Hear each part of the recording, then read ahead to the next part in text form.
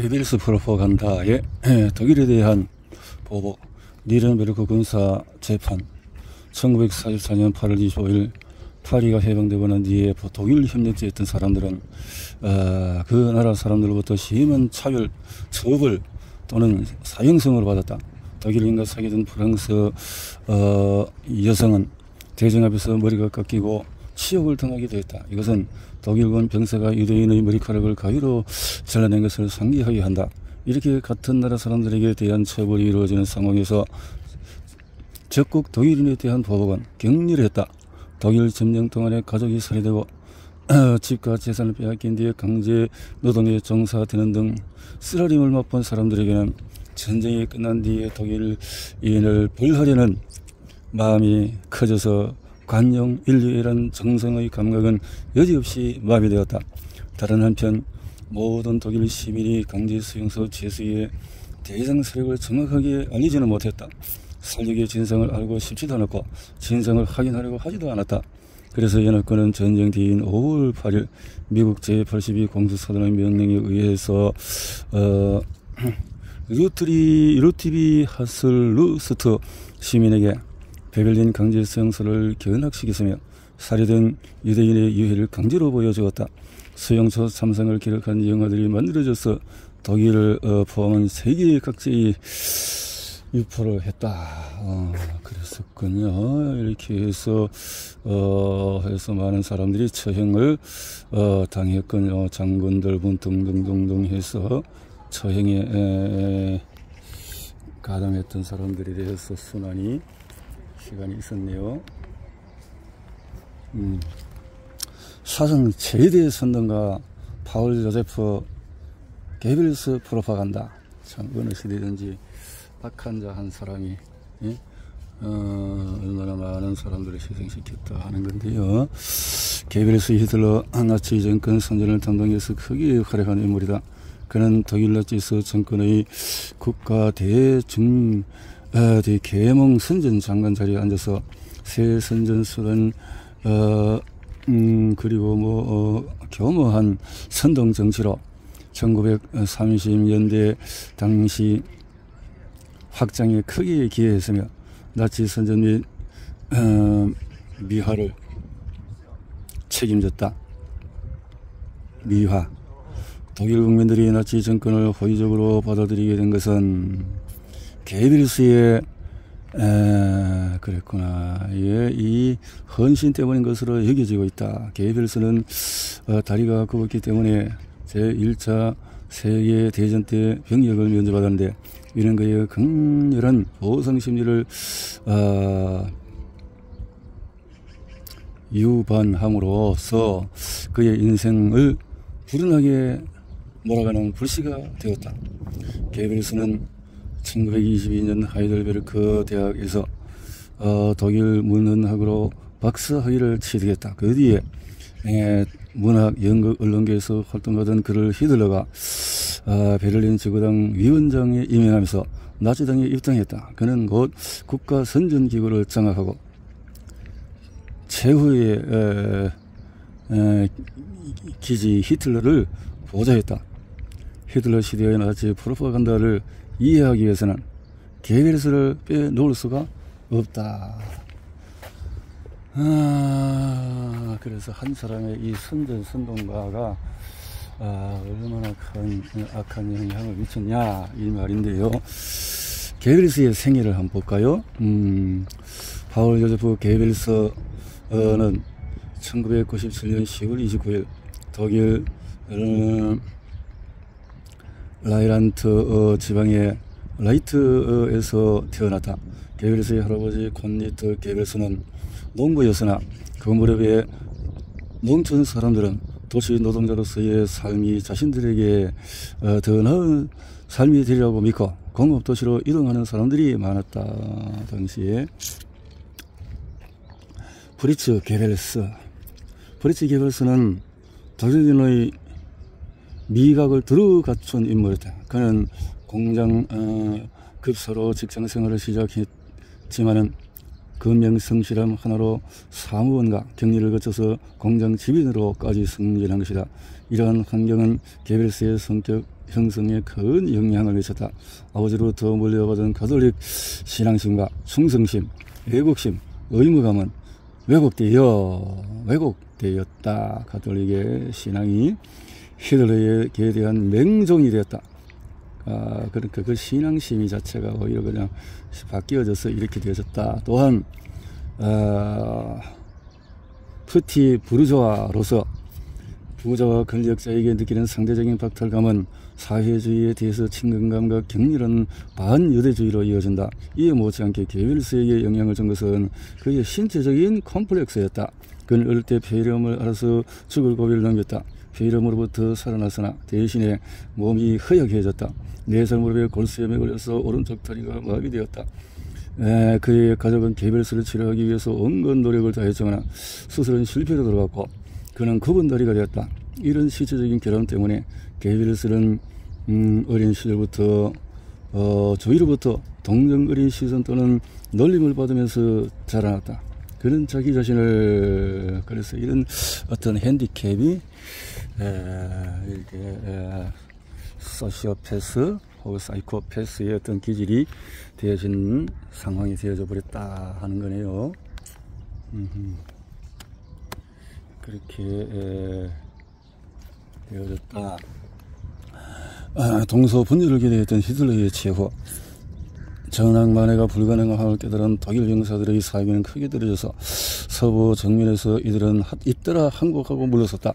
히틀러는 장군들에게 패배의 책임을 들으면서 1945년 3월 28일 참모총장 하인츠 거데리안을 해임하고 한슨 크렘스 대장을 후임으로 임명해서 수도 베를린의 방위를 맡겼다.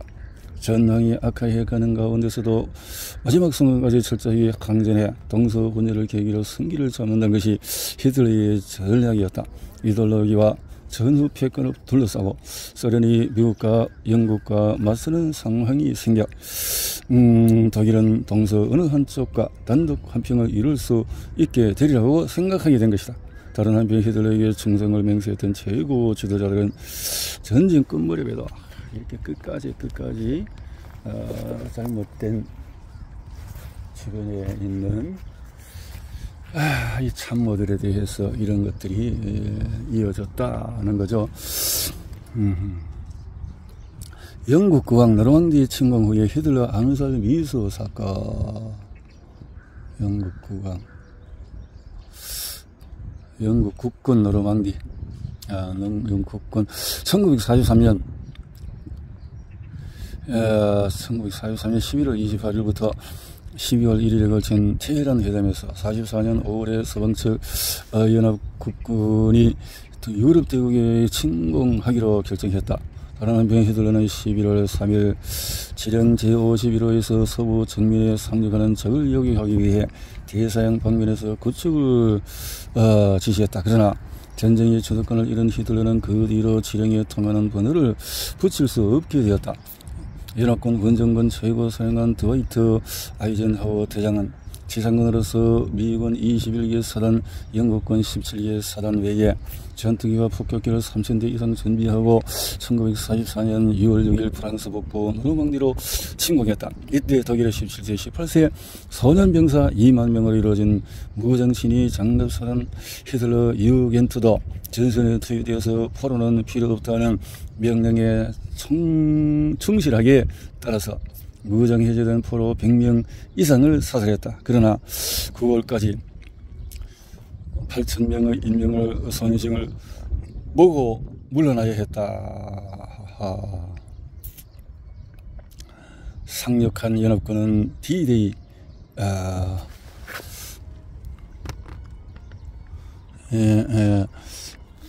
이를째는 9만 명, 15일 뒤까지 41만 명, 50일 뒤에서 96만 7천 명에 이르러 독일군을 쉽게 압도했다. 동부전선에서 소련 적군이 독일군 포로를 가혹하게 다루고 있는 것이 널리 알려졌기 때문에 사기가 유지되었는데 1922년 게벨스는 가톨릭 재단의 장학금을 받아 하이델베르크 대학에서 이렇게 박사학위까지 받은 이 사람이 이렇게 동문학을 전공하고 몇 차례 크고 작은 언론에 칼럼을 기고한 적이 있는 개별서는 자신에게 맞는 직장은 언론계라고 생각했다. 그래서 이렇게 개별서가 이점에 경제 입문했더라도 정기에 입문했더라도 그의 정치 행로는 크게 달라졌을 것이다. 그래서 그렇게 그는 우연히 나치스에 입당했다. 여기서도 인생길에서 1924년 가을에 개별서는 국가사회주의자들과 사귀게 되었고 천부적인 단련했던 그는 곧 국가사회주의 독일 노동자당의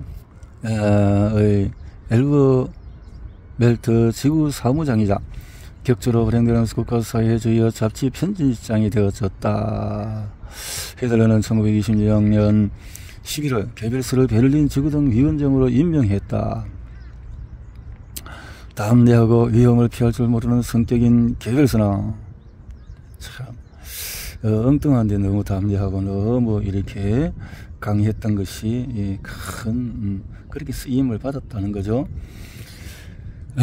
개별서는 1933년 1월 히틀러가 집권할 때까지 베를린에서 나치 세력을 강화해 나갔다. 1928년 히틀러는 이 유능한 웅변가이자 뛰어난 선전원이며 제2의 찬 저널리스트를 이 개별서를 그렇게 기용할 수밖에 없었네요.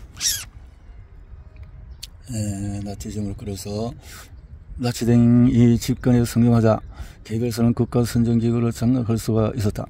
국민계몽선전부가 그에 의해서 만들어졌고 신설된 제3제국의 문화원 원장도 겸임했다.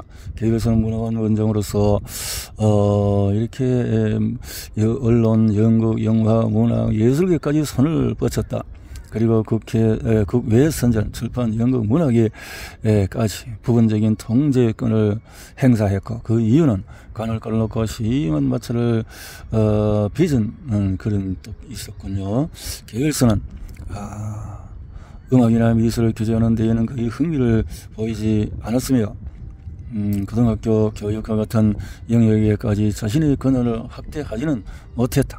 개별서의 문화정책은 상당히 개방적이었으니 또 극단적인 국가사회주의에 굴복할 수밖에 없었다. 문화적인 개방적이었지만은 끊임없는 선동, 청중의 그래서 어떤 큰 힘에 대한 어떤 기생을 하려고 하는 그런 스타일의 모습이다라는 거죠. 개별서는 교조주의보다는 효율성을 원칙보다도 그렇게 하는 스타일이다. 그런 사람이었다. 히틀러의 연설은 그는 독일 역사상 그 누구도 대적할 수 없을 만큼 위대한 웅변가였다. 총통의 연설을 단 한 번이라도 들어본 독일인이라면 웅변가 아돌프 히틀러라는 첫인상에 대해서 잊을 수 없을 만큼 뛰어난 연설을 한 사람으로 기억한다. 히틀러의 목소리 자체에는 사람 마음을 매료시키는 강력한 힘이 담겨 있었다. 그 목소리의 강력한 힘은 군대에서 중요하고 확신에 찬 연설 내용을 도왔다. 담긴 의미는 사고의 뚜렷함만 나타내는 것이 아니었다. 히틀러가 지닌 개성적인 목소리에서 우러나오는 불가항력적인 내적인 확신과 진실성이 드러나는 것이었다. 제1차 세계대전 당시에 이름 없는 병사였던 그가 최초 국가사회주의 노동당 7인이었던 동지들과 함께 전체 독일 국민들의 마음을 사로잡으러 나섰을 때 히틀러는 웅변 말고는 아무런 힘도 능력도 없었다. 그저 히틀러의 연설에 단순히 반해버린 것이 아니라 왜 그의 연설이 사람을 매료시키는가에 의심을 품은 느낌이라고 할 수 있다. 튀어나오는 목소리 안에 담긴 불가사의 할 만큼의 내적 확신과 진실성을 드러낸다라고 말하며 애매한 결론을 내기보다는 다른 곳에서는 발견할 수 없었던 익숙한 고백을 하는 듯 보인다. 혼자서 8천만 사람들을 장악한 히틀러의 언변 능력을 칭찬하고는 있지만 한편으로는 그 힘에 이끌려오는 사람들을 의아하게 생각하고 있다. 목소리의 장정함, 사고의 명확함 같은 것도 그를 이해한다면 아마도 그 이상의 것이 대해서는 망설임을 이 점은 히틀러에게 전혀 의심할 여지가 없다는 것을 뚜렷하게 책을 통해서 헤르만 라우쇼닝의 책에서 본다. 나는 대정을 둔감하고 무기력한 상태에서 구했다. 대정을 열광시키고 정신을 혼탁하게 한다고 비난도 받았다. 이러한 견해란 대정을 진압해서 둔감하고 무기력한 상태를 유지하는 것이 의무였기 때문이다. 재건 하지만 그 반대였다. 내가 대정들을 지도하게 된 이유는 무기력한 상태에서 그들을 구하기 위해서일 뿐이었다. 무기력한 상태에서 몹시 둔감했던 대정들은 여러 공동체 안에서도 가장 위험한 존재였다. 무기력하면 대정들에게 자기를 방어하는 보호 됐다는 거죠. 무기력함이 이렇게 했다는 거죠. 그리고 모든 것을 위해서 아내와 자식들도 버려야 할 때가 있기 때문이라고 또한 말했다. 히틀러의 바쁜 일정에 대한 불만 때문에 2번이나 자살을 시도했다. 히틀러가 조카인 겔리와 아내가 여성에 대한 질투 이런 등등으로 혼란이 있었다. 조카인 겔리와도 삼촌과 조카 관계를 뛰어넘어선 애정 관계를 맺었던 것 또한 알려져 있다. 이 인생에 자살을 생각했을 때 정계 은퇴를 생각할 만큼 처치했다.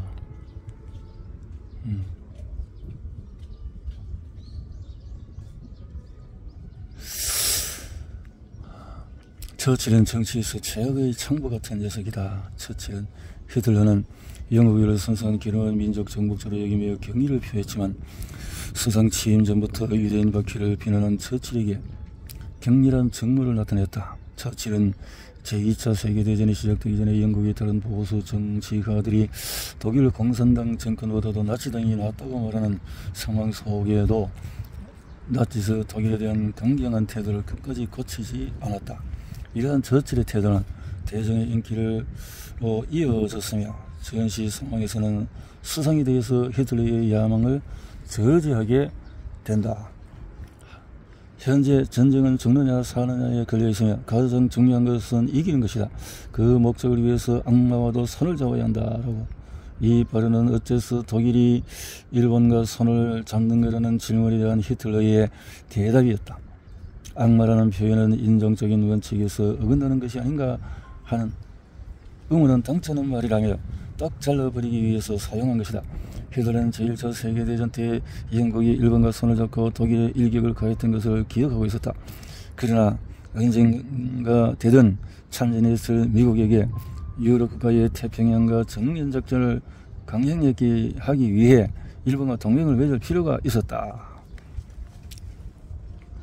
유대인이 만든 공산주의는 혐오했으나 쇠퇴하는 현대의 문명을 폭력으로 잘라버린 스탈린의 야만성은 두려워했다.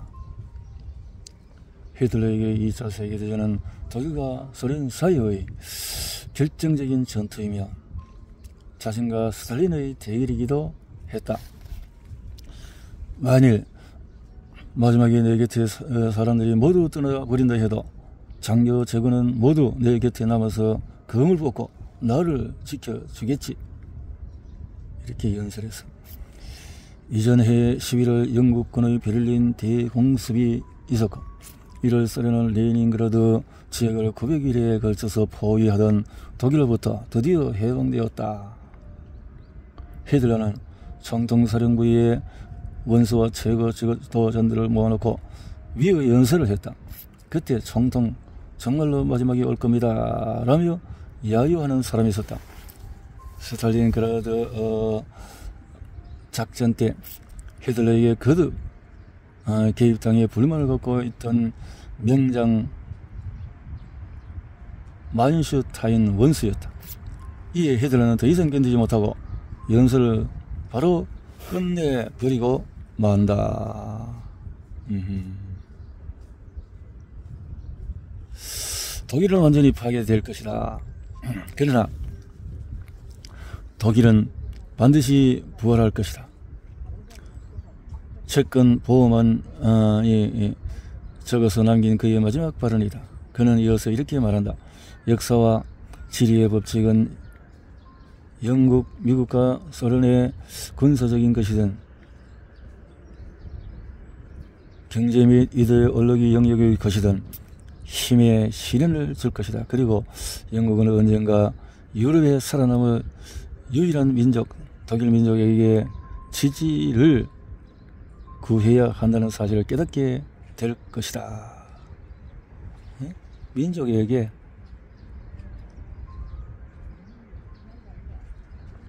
독일은 분명 부활했다.